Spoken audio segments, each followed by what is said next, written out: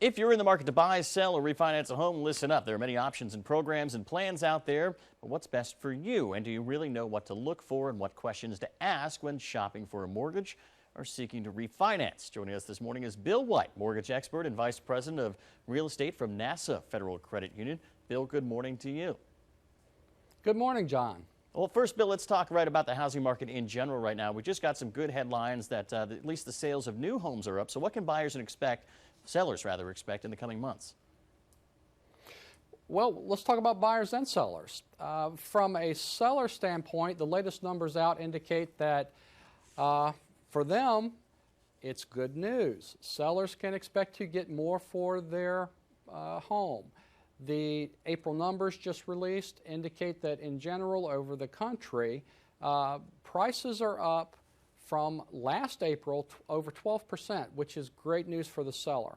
From a buyer standpoint, not so good news because you are going to be paying more for the home than you were even a year ago, coupled with interest rates starting to have some upward pressure. So if you're looking to buy and you've been on the fence, now is the time you might want to jump the fence and aggressively start looking for a home. Bill, let's talk about those interest rates a little bit. We're seeing some upward movement in that. Do you expect that trend to continue over the next, let's say, half a year? Well, with the Fed making their announcement that the economy is coming back, we do expect a little more upward pressure as they kind of tear back or pull off of their bond buying, which has admittedly kept interest rates artificially low. You're going to see the market kind of coming to a normal rate environment.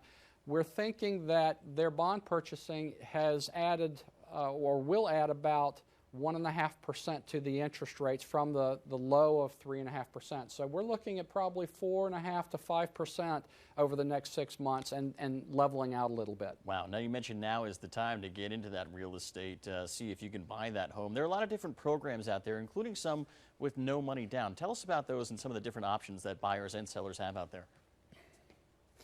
Yeah, as far as buyers, it's good to get pre-qualified if you can. You're going to be in an environment to where you're going to be competing for the best homes that are on the market, and pre-qualification, meaning you're going in and the sellers already know that you're eligible for a loan. That's going to give you a leg up. As far as interest rates and programs that are out there, there are 100% financing programs available. FHA, however, is a little bit less. You've got to put a little down, 3.5%.